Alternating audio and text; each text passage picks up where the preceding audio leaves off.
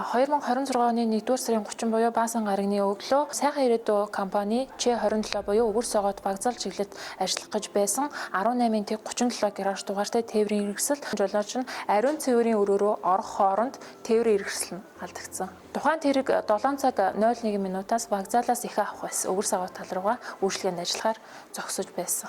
За тухайн тээврийн хэрэгслийг авч явсан. Тэгээд маань ерөнхийдөө тээврийн хэрэгслийг унтраасан учраас бид нэр камераараа бол харах боломжгүй ийм нөхцөл байдал үүссэн. Бид нар автотээврийн хяналтын улсын байцаагч болон тээврийн цагдаагийн газар замын хөдөлгөөний удирдлагын төвүүд рүү тухайн мэдээллийг дамжуулсан.